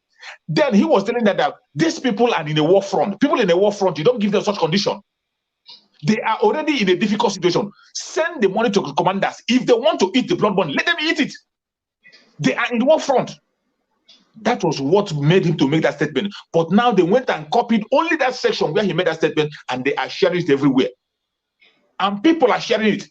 Some people, you see a video. When you see a video, 2 minutes, they will tell you, maybe they tell you Chuk's survivor said this, or they tell you Linda said this, Simon Ekpa said this. Don't judge based on that. Since you want to gossip, you love gossip, If you're one of those that lost guilty, don't judge on that one you see. Go and look for the complete video. Find out in which context did I make that statement. In which context did that person make that statement before you pass your judgment, so that you don't face the wrath of the gods. Because the state that we are in now, Chukwu Okike Abiama have taken charge of the autopilot, and the destruction that is coming. It doesn't. When you say you don't know, you did it mistakenly. It is only Chukwu Okike Abiama that will decide if you committed that crime mistakenly or not. Not me, not someone else. Only Chukwu Okike Abiama will save you. Chukwu Okike Abiama have come to separate the wheat from the chaff. It is happening, and nobody can stop it. And the punishment is coming. The punishment of the crime against Biafra is coming before you now. This one not be say after, not in the years to come. Face to face is coming. That is why every single Biafran has to be very careful before you speak against any man. Not only Simon Ekpa, anybody that is genuinely fighting for this struggle. Before you speak against that person, they told you this person said this, he did it. Go and watch the full video. In which context did he make that statement, so that you don't face the wrath of the gods. So they don't face the wrath of the gods. And as you're watching the video, so many people are already sharing from the condemnation of the Jezebel. They are already sharing from the evil of Jezebel, directly and indirectly. But it's only Chukwu Okike Abiama that will decide if you are doing it knowingly or unknowingly. And only Chukwu Okike Abiama will decide if you're forgiven or not me. That is why you must be very careful before you utter any statement against a choosing person. And when you're here, you see them, all of us are Biafrans. Most 99% people in Biafra land are Christians. And they know this popular word, touch not my anointed and do my prophet no harm. But when they hear it, do you know where they look at the prophet? They are looking at their pastor, that man ordained. They are looking at their GO, that human being ordained. But Mazen Nnamdi Kanu told you that there are people who were ordained from their mother's womb. There are prophets ordained from their mother's womb, not human beings. God ordained them from their mother. These are the real prophets you must be careful with. Not those ones who went to theological school to come and speak grammar. Not those ones who went to theological school. You can be a Jew or call yourself whatever. Those are not the ones you have to be afraid of. The ones you have to be afraid of are those ones who were ordained prophets from their mother's womb. And I must tell you, Mazen Nnamdi Kanu is one, identified. Simon Ekpa, from every indication, is one of those people. Every allegation against Simon Ekpa, the same people that accused him have come to confess. This will not be tomorrow, not after Biafra come. Presently, most of them are confessing. They are confessing. But you see some people, because they want to be relevant, they are still being stubborn. Some want to be relevant. They don't want to change their stage. Even let them not say that maybe I changed my mind, I'm saying different thing now. They want to, and they are putting curse upon themselves. Touch not my anointed and do my prophet no harm. It is not only for your pastor, your reverend father, your GO. There are people who are ordained from their mother's womb. Thank you, Biafra. Brother Maswell, you can come in. Yes, sir. Thank you so much, Brother Chooks. And you have spoken so well. And I will also thank Brother Okenwa for a very good presentation of his, the information he gave to us. And I would still like to use this opportunity to announce to my brother, I believe that he is at the background, to come on, click the link, and join us in this discussion, please. Ernest, if you are there, come in. Come in. I want to see you here. I beg you, for just once. You see, blackmailers, and the reason why people are doing what they are doing. You see, there is a portion in the Bible where the Bible said that there are individuals that, Satan has used his hot iron to pass into their brain. There is nothing you would do to them that will bring them back, unless intervention from God himself, Chukwu Okike Abiama himself. There is nothing anybody can do about those kind of people, because they have sold themselves, they have dined with the devil, they don't have no moral standard anymore. And the more they perpetuate what they are doing, which is evil, the more they go deeper into it, and the more it is difficult for them to pull themselves out. That is the thing. I don't bother about those people. Their destruction is going to come by God, not by you, not by me, not by Simon. God knows how to take care of those people. You remember the very first time I came into this place, I used the common Igbo proverb my mom always said to me. He said, a child, that man, that God that gave a poor man the yam in the bush will also give him, provide him with a spade-like stick that he would dig out, used to dig out that yam from the ground. Exactly. That is what is going to happen to Mazi Nnamdi Kanu, because for me, I cannot see beyond my nose. That is what I told you that day. God knows how he is going to take care of Mazi Nnamdi Kanu, but the only thing that will keep him happy, just like Brother Okenwa said, and I said it the other time, is to refrain from making things that is going to make him unhappy when he hears them in that place, because his legal team will take the informations to him sometimes, and these people that are going there, these that are going, frequenting themselves to that place, visiting, will begin to tell him things that he might not like, and things that might, seems to, break his heart.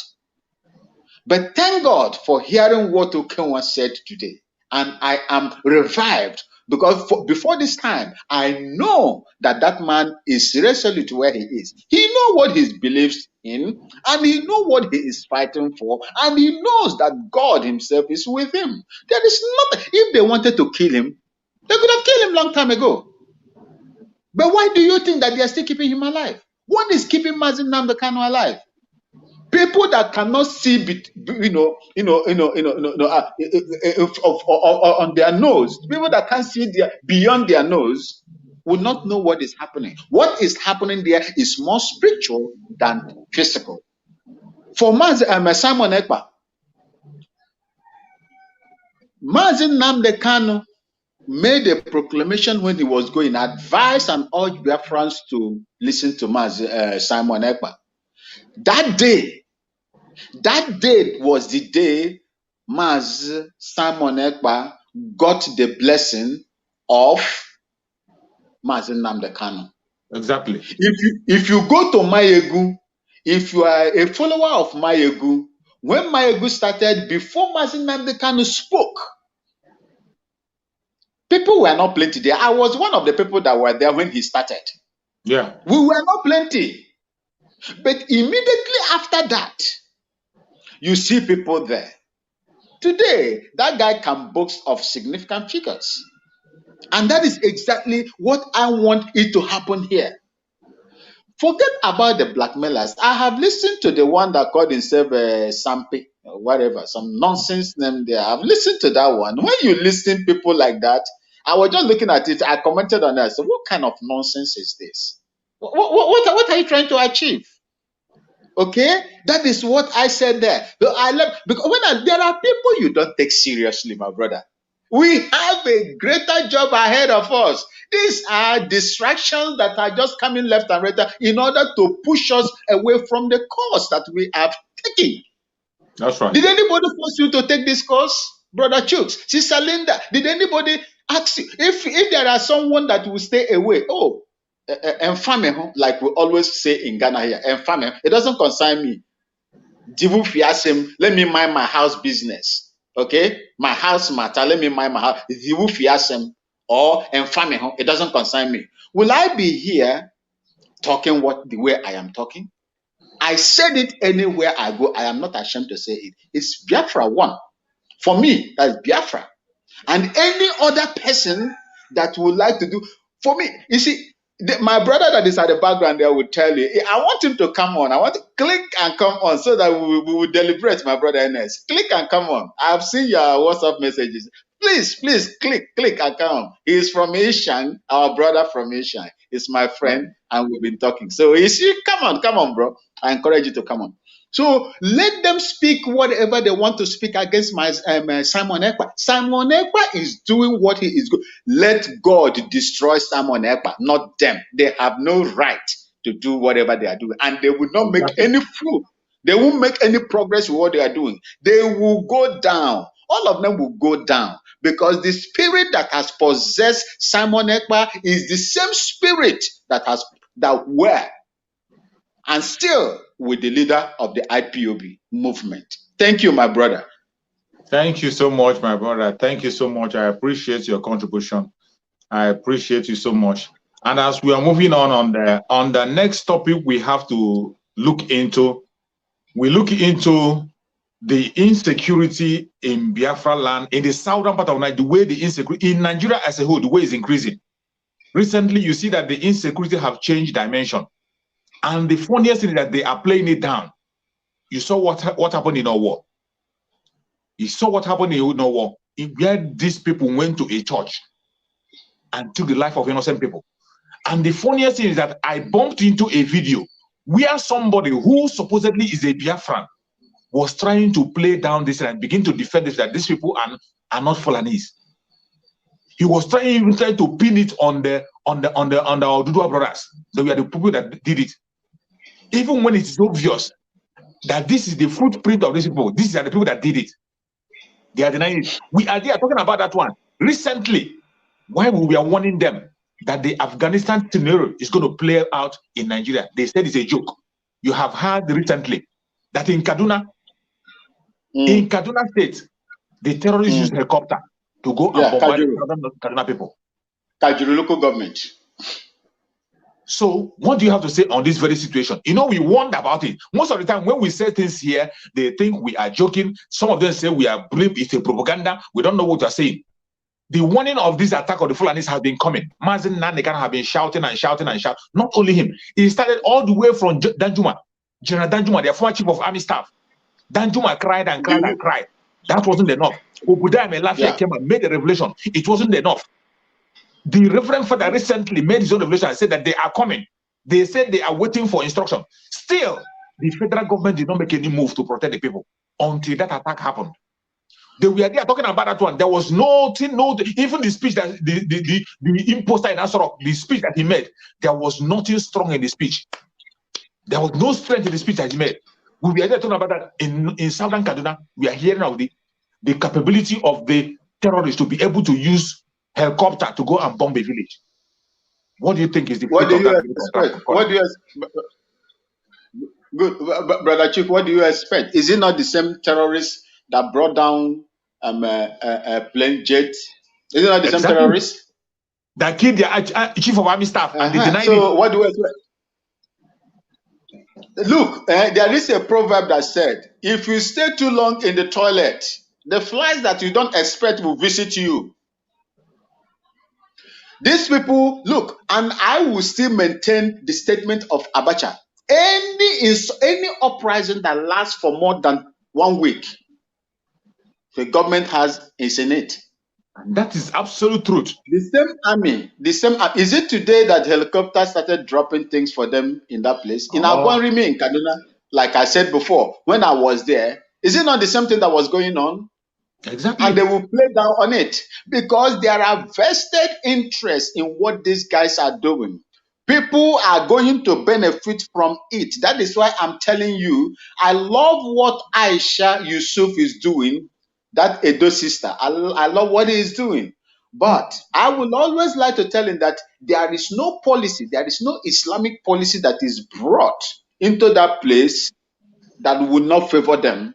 They will go by it in religious time than, doing what is right in their place. My brother, okay, okay? That's Erasmus, eh? Yes. Okay, I thought it's my friend. I'm expecting my friend to come in. I just invited him, and I hope he will come in. He's been commenting, sending me message that he's listening to what you have said. So I just want him to come in here and deliberate with us. So, my brother, this thing has been happening for so many years. Nnamdi Kanu came out and began to narrate this thing that is happening. The United States Military Intelligence Department made so many revelations and comments and statements, let me just say, they call it declassified information about the movement of these terrorists from the northern parts, from the Sahara area towards the southern part of Nigeria. They did not listen. They didn't listen. Mazen Nando came out and began to hammer on the same issue, begin to talk on the same issue because it is coming from an Igbo man, a Biafran. That is why nobody was taking, him seriously. And today, the chicken has come home to roast. So what do we do? It is not today.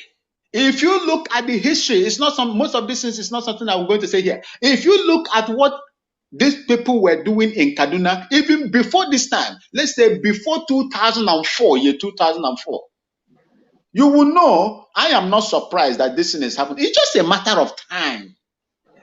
These people have been planning this thing for many, many years, and most of them are masters of it. When they send them to come to your place, do you know your bushes more than these people? Is it not shameful that we don't even know our bushes more than these people that are coming in? They come, they take over your place. You go there, they sack you, and the government will not do anything. The state government will not do anything. These people have control of the bushes. I listened to Woloso Inka the other day when he visited this guy, Akeredolu. He said they have taken over the forest.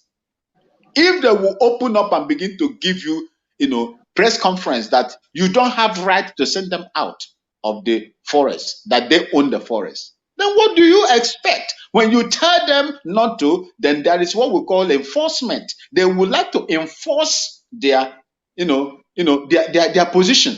They want to enforce their position because some group of people in places of authority, high places of authority, are behind them. If not the leader, if not your leader. The most painful thing on that very issue. You see the most painful and surprising issue. Do you remember that this very incident was just happening as the British sent their envoy to come and visit Nigeria and find out about this insecurity issue? I'm sure they are still in Nigeria. I saw them the video where they were with the governor of Benue State, and governor of Benue State was telling them to their face that they are not, people who are feeding them with information are not giving them the right information. They are not giving them, and he was telling them the people who are perpetrating the evil, calling them by their name. And when you see Mazen Nnamdi Kanu come on broadcast, I will tell you that the British High Commission is involved in the criminality and the killings that happen in Nigeria. Exactly, 110%. How can you have a high commission in Nigeria? How can you have a high commission yet you don't have the information? You are coming down to go and interview people. What does that tell you? It tells you that they know what is happening. It tells you, and they were still around. Why this thing happened in Owo? They were still around. They are talking about our own. Look at Kaduna. Now they have the capability to use aircraft to begin to bomb a village. And when we say the Afghanistan situation is going to play out in Nigeria, people say it's impossible. It is already happening. It's already happening. Let's give our brother Ramos the opportunity to speak. I've been waiting for him since. My brother, welcome to the program. How are you doing? Yeah, thank you, my sister, and thank you, my brothers. You're welcome, Ramos. You're welcome, sir. Yes, thank you very much. You see, it's been long that this government has been playing down insecurity. It's just that a lot of Nigerians refuse to follow the trend. And now I begin to really look back and observe what Buhari government did immediately he came into power. When he came into power, one of the first assignments he did was to force to invade the judiciary's homes. You remember? He was raiding the judiciary. And everybody was saying, oh, we're able, a lot of people were clapping for him. This corrupt judiciary personnel. And when you take note, if you take stock to check the people that he was raiding their houses, they were southern judicial officials, judges. Exactly. And now, if I tell any listener now to pinpoint any one judge that was persecuted, that was eventually sent to jail for that, you cannot point one. The reason being that the essence of that raid was not to send anybody, it was just to put fear in their mind. And that takes me to, what do they want to do? Take over the entire infrastructure, the entire strata of government. The executive, 100% they're in charge. The judiciary, they cajole them, they put fear in their mind. They put fear in Onoga's mind and they removed him. And they put a Sharia court judge that didn't go to law school as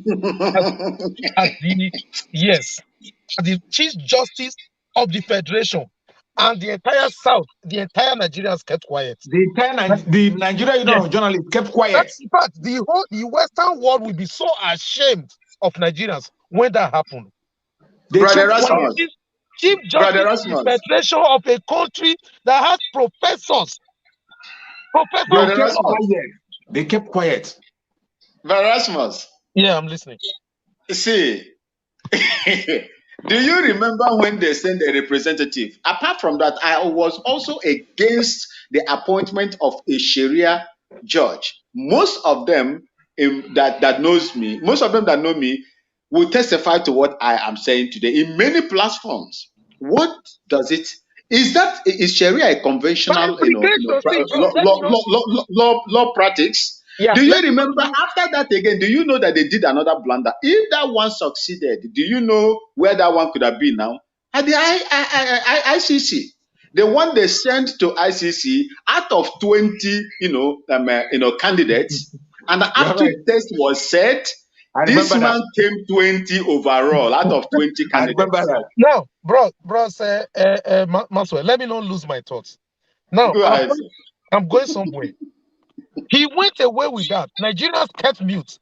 People like Wole Soyinka, all of them, they kept quiet. Don't mind them. Professors. And they made Buhari succeeded in making a Sharia court judge the Attorney General of the Federation of a secular state. What does that imply? Automatically, it implies that Nigeria is an Islamic state. That's the implication. Exactly. Now, he didn't stop there. He succeeded in installing that.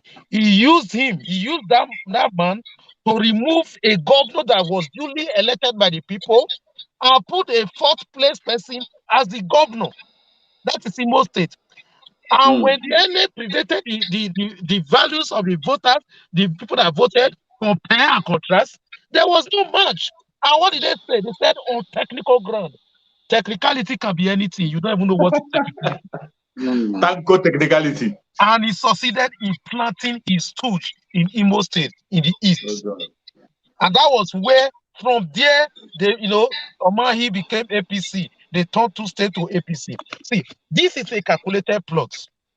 Every commissioner of police most of the commissioners of police that go to any state, there will be no turners. Exactly. And it is the principle of the workability of the police is just like command and control also. Right? Yeah. So which means that the top gives this instruction, the people below they carry it out.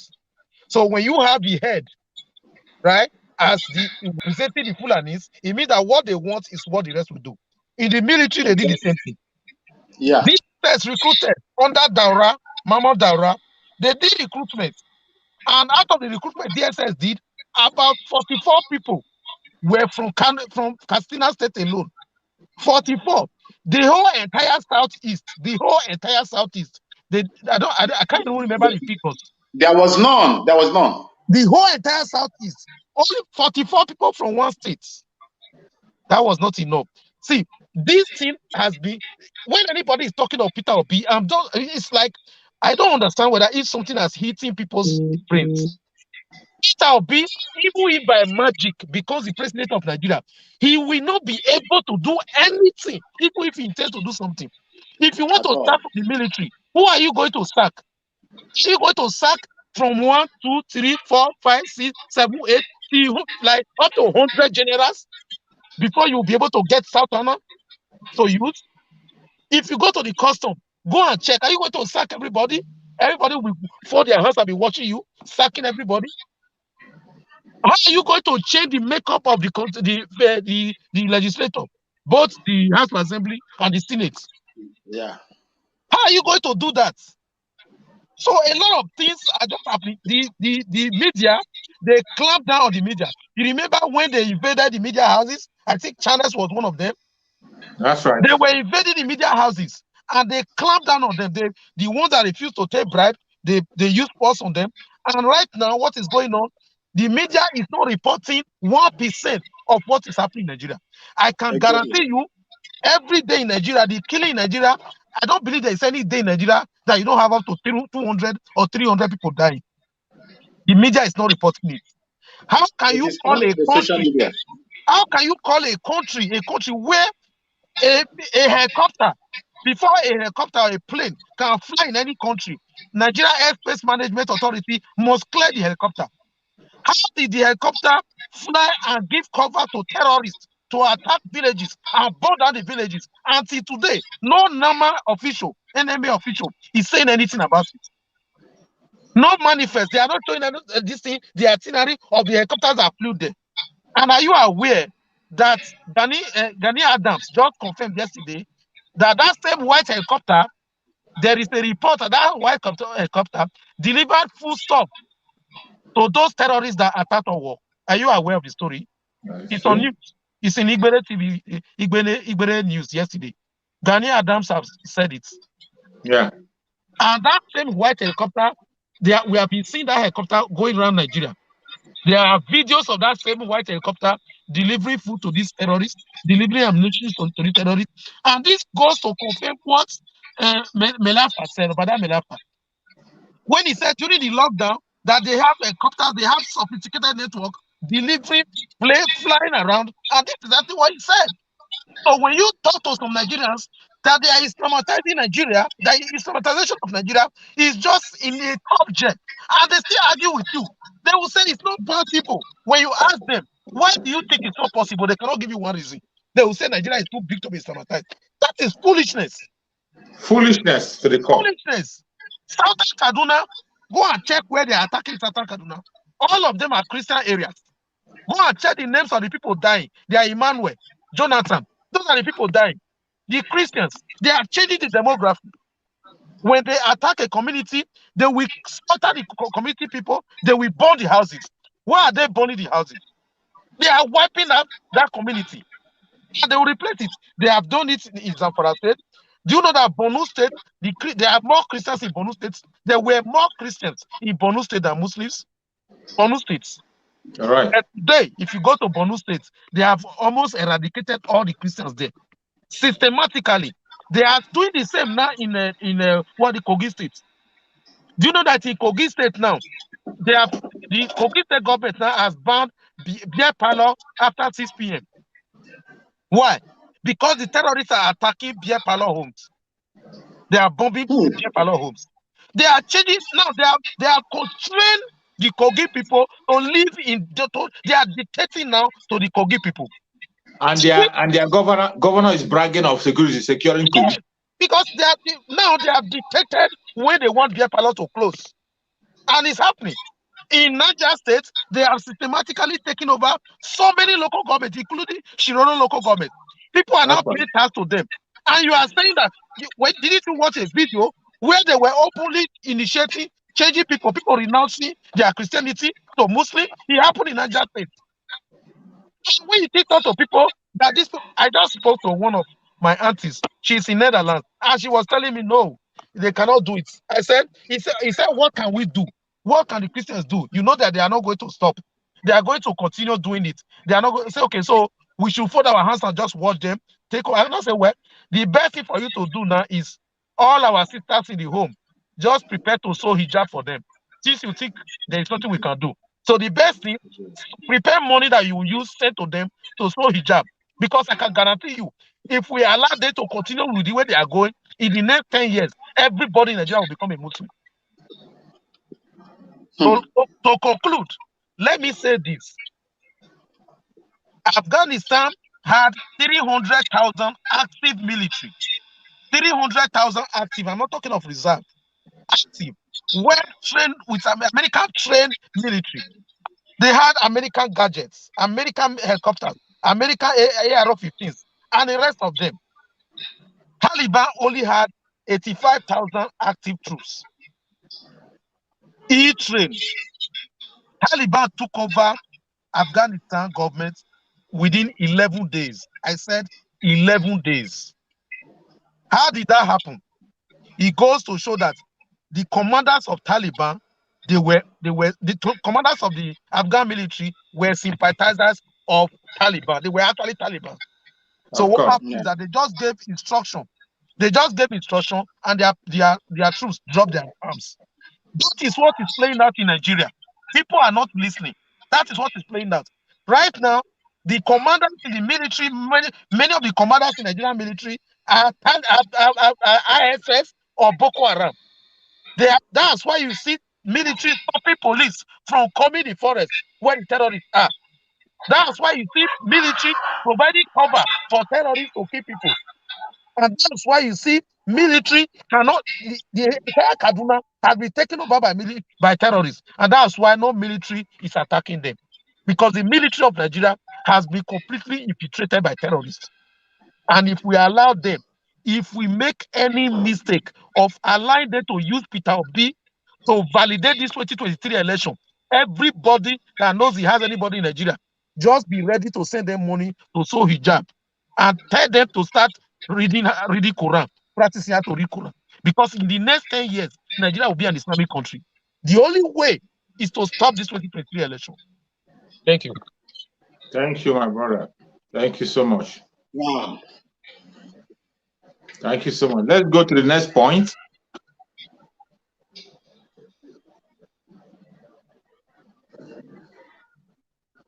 I think we are in the number 4 now. We are in the 4th point.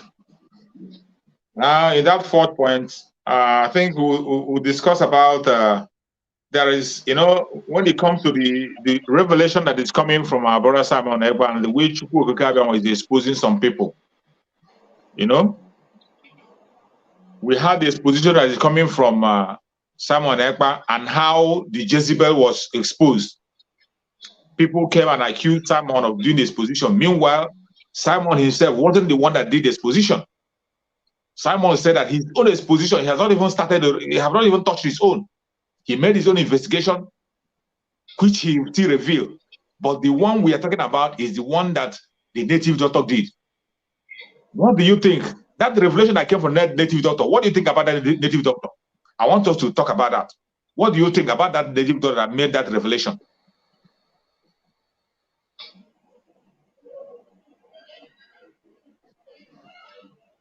Okay.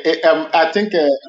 Okay. Let me take up. You see, for me, with all due respect, Brother Chooks and Sister Linda, Brother Rasmus, and all our people that are listening to us, I will not give no credence to those demons. I call them demons. If I talk about them here, I am giving them credence. I will not give them credence. God will judge them and judge their acts in due course. Thank you, sir. Okay, thank you. But Ramos, are you still there? Yeah. Brother Ramos, unmute yourself. If you can hear us. If you can hear us, unmute yourself. Okay, just as my brother Simon, my brother Maxwell have said, I think I pick a stance in what he's saying. That issue should better not be discussed and let Chukwu Okeke handle it on his own way. So let us move ahead and talk about the seat at home. When our brother Simon Ekpa was talking about the seat at home, on how we are going to put the seat at home, when we are talking about how to put the situation in Biafra land, how to make sure that election doesn't hold. You see, that is one reason why I love Simon Ekpa. He doesn't just say it. He will give you strategies, plan on how to effect that and make it effective. And he has come out to bring out an idea on how to make sure that election doesn't hold. How to make sure that we put these politicians on their toe, to make sure they remain on their toe until Mazen Nnamdi is being released. And he brought a suggestion. That suggestion that he announced was that any day they are going to have any mega rally in Biafra land, there is going to be a seat at home. So any Biafra that is here watching me, any day you hear there will be a mega rally by any political party, it doesn't matter who is in the party, it doesn't matter their religion, it doesn't matter their locality, even if it's your father that is conducting any mega rally that has to do with politicians in Biafra, that very day has to be a total lockdown in Biafra land. That was the idea he brought. Apart from the issue of the 2 weeks sit at home that we're going to hold, this 2 weeks sit at home still stands during the time of election. That one will be Once the election starts, it will be announced. But this very one he's talking about, any day they will conduct any mega rally, or whatever they call it, that there will be a total lockdown. So what do you think about that? For me, I think it's a good idea. Aqua ma ha ebutekwana mot na 200 naira. Ihe na-akọ self. Well, you don't know our people. Ndị be anyị na-eme ka atụrụ Awụsa. Afọ ha n'ebe ebu mot were 5,000 dosa otu a nekwa iwere mot were nke ị ga-asịkwa ebidozi kpọwa gị nwa n'obodo oyibo na-asị ị na-esendịrị ha ego nri. So our people have like Nnamdi Kanu will always say that he will not declare Biafra until our people are ready. Our people are not ready yet until they are ready. Now watch, just watch what will happen. They will turn out against you. Someone in Finland enjoying everything. How much is he giving us? Chooks survivor in this place telling us not to go and collect 5,000 naira. Do you know the type of food it will put in our table, eating their future? Well, let's watch. I just pray that God Almighty should open the eyes and the mind of our people so that we'll fight this war once and for all and get what we want, or we'll rather remain perpetual slavery to Nigeria. Yeah, my sister, I agree with you in what you said. You made a very great point and important point, but I still believe that now they must have learned their lesson. I see, just like as you said, in the last election, when they were doing the election of the last election, I saw where people were collecting a bottle of Coke and 5,000 naira to go and vote. A bottle of Coke and 5,000 naira people were collecting to go and vote. I saw it, and I knew that these people are not just doing it ordinarily, because they have tried their possible to make sure they impoverish the people. They have sent so much poverty to the heart of the people and to the mind of the people that they can take anything to betray themselves. But I believe that mainly in Biafra land, people have suffered enough with the kind of death that's happening in Biafra land, the kind of insecurity that's happening in Biafra land. Nobody is going to warn you or tell you what to do. At this time, every one of us that is watching this video, call your family in Biafra land. If you're watching from Biafra land, tell your neighbor. Any day you hear about any mega rally, it's a major seat at home. If you like, come out. When you come out, it is the same people who are conducting that rally. The same people who are conducting that they are the people that are going to kill you. They are the people that will take your life, because they are looking for anywhere to dominate. You know, anything they are planning, their major plan is just to make sure they make IPOB look bad. To make IPOB look bad, that is their major, that is the major thing they want to achieve. So how we are going to do it, that any single person pass the message to your neighbor. Any day there is any mega rally, it's a total lockdown. And we are saying it, not that everybody will listen. Some people will not still listen. There are some people, those people who are lining up for PVC, those who you see lining up for, and that day they will come out. But when you come out and something happens to you, don't blame IPOB. Do not hold anybody responsible. Why we are sounding note of warning and shouting is that so that you will say you didn't hear it. You will say you didn't hear it. If you didn't hear it from 94.5 FM, Voice of Biafra, you will hear it from platform of someone ever. You will hear the warning. Because the danger in Biafra land, it is not something that somebody is going to tell you. Even as you're watching this video, people are losing their life in Biafra land. As we are here watching this video, people are commenting and saying all manner of things. There are still some of our brothers and sisters that are losing their life. They are still kidnapping people. As you're watching this video, the Nigerian terrorist military are going house by house, kidnapping people. They are going to the home of Biafrans, kidnapping people and taking them away. As we are watching this video, it is happening. And how are we going to stop it? We are going to stop it by making a great statement.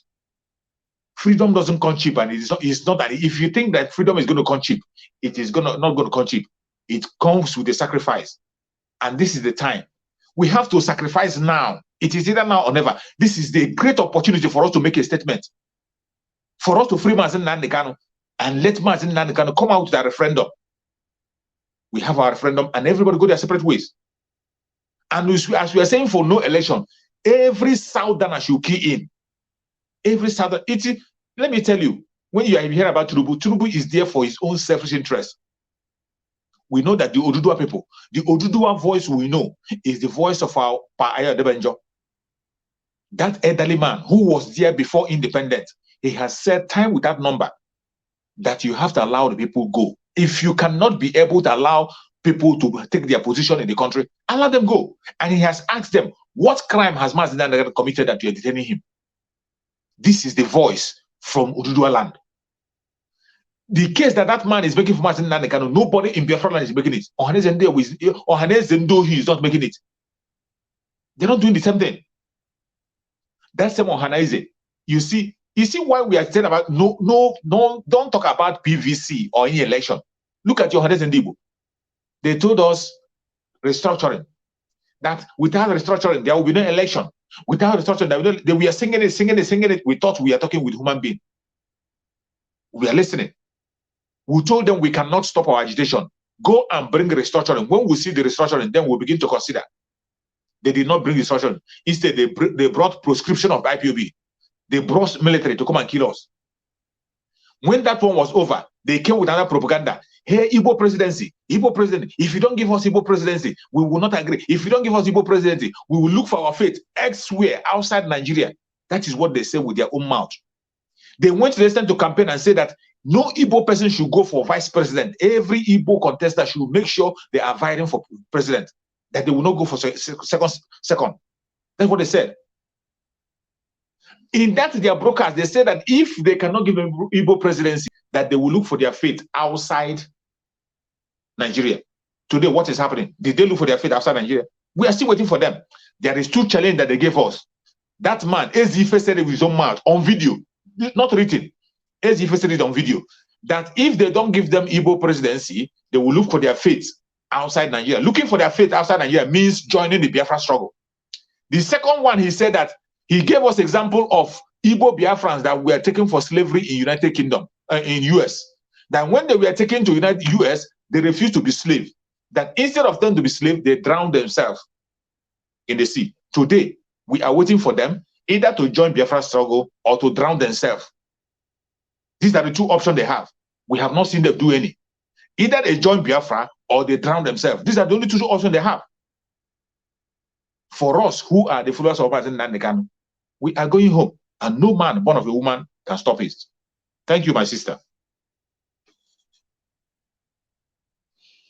The last topic, which is the issue of sit at home, because if you look at what is happening in Nigeria now, you will see that it seems this attack, Boko Haram attack, and all this attack now is overshadowing this Biafra struggle, and even the sit at home. I noticed that BBC, they don't cover it again. They want to make it to look like the sit at home is not existing, but it's existing. I'm speaking with people from the East. They always, Monday alone have been mapped out for Mazi Nnamdi Kanu. So sit at home on every mega political, okay, you have talked about it. So and another one is ESM fundraising. When is it coming up? Yeah, ESM fundraising. ESM will be having their fundraising on the 18th.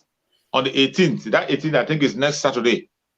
It's fundraising. So everybody, every Biafran should come out and support the ESN fundraising. We don't have any other defense.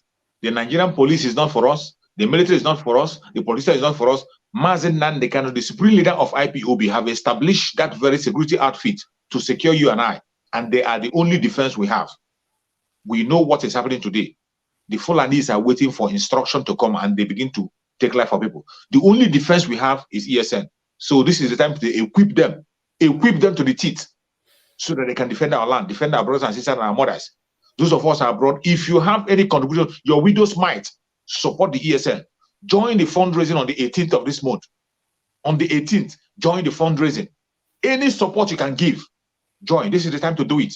There is no other thing we have to do except that. And I pray that Chukwu Okike will continue to guide and protect every single one of us, and we will all be victorious. Thank you so much. So, my brother, I don't know if you have anything to say generally. I think this is the last point we are to discuss here now for today's program. Somebody asked me, when is the other program coming up? I don't understand what you mean. Mmachi, what do you mean by when is our other program coming up? I don't know the program. Every Saturday. Now, he should join us every Saturday, or he can join True Survival every 7 p.m. Biafra time. Yeah, by next week, Saturday, I don't know. It seems we are not going to have program. I will have a program. Yeah, next week Saturday we will not have program. Yeah, next week Saturday, like you all may know, our beloved brother Chuk Survivor lost his mother. So by next week, his mother will be laid to rest. So we are going to give her that respect. We are going to mourn with him next week Saturday. Then after next week, then we will continue the program. So my brother, I don't know if you have anything to talk about. Biafrans, I really appreciate everybody who have supported this very channel, people who have shared the video, people who are supporting us on daily basis coming along. I pray that Chukwu Okabian will also support you. Please don't shake. Everything, no matter what you see happening in Biafra land, those people you see collecting PVC, they are the people who has been preaching one night. They have never been Biafra. And they are minority. The Biafran people are in the majority. And that is why people say majority carries the vote. If we are going to have a referendum, there are still people who will vote against Biafra. Don't think that everybody will vote for Biafra. If you conduct a referendum today, there are people who will still go to vote against Biafra. But we have the majority. That is the most important thing. So those of us that are supporting Biafra, continue to support. There will be no election in Biafra land. We will not be part of it.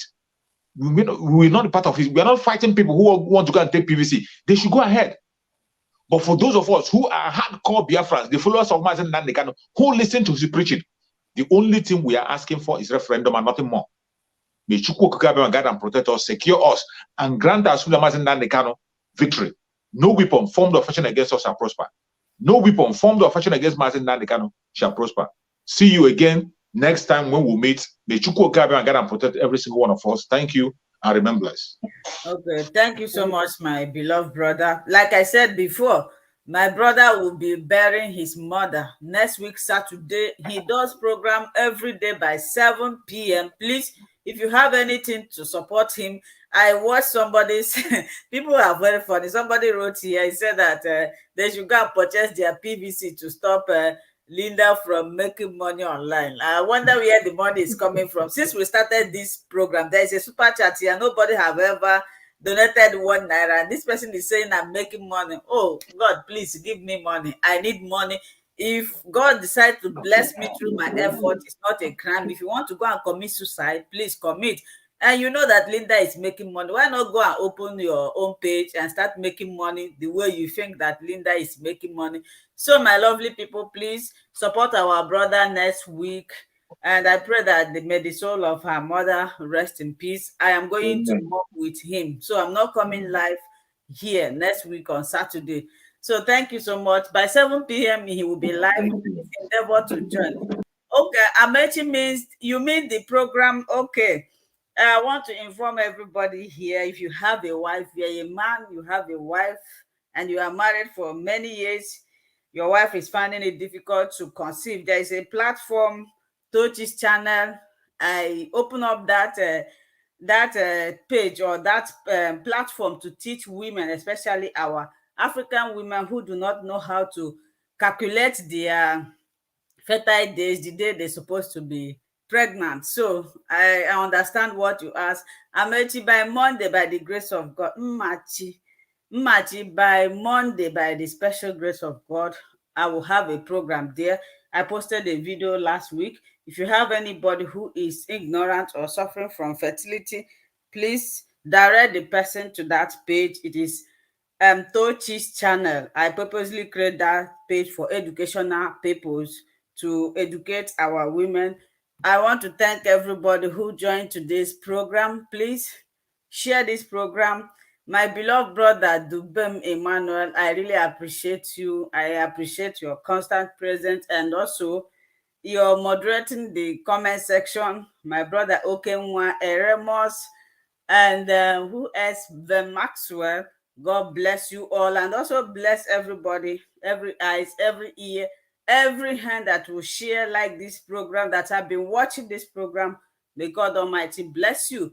And I pray that God Almighty should help us. If there's anything you know as a human being that you can do to bring Biafra, there is no particular person that is attached to bring Biafra. Mazi Nnamdi Kanu said it.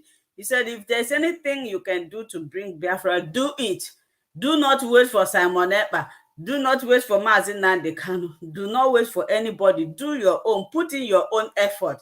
If we can work together, we will actualize it. Just like they are saying PV, nobody should get PVC, no election, sit at home on every campaign. We are saying it is left for people to implement it. Do not be deceived by what you can eat a day. Always think about your future. If they give you one bottle of what do you call it, malt, and 5,000, that 5,000 naira cannot serve you for the whole of your life. Highest 2 days it will finish. You will start from the scratch again. Why not all of us suffer this thing at the same time and get our complete freedom? So thank you so much. At this juncture, we are going to stop here. Next 2 weeks again, we are going to continue. May God bless you all.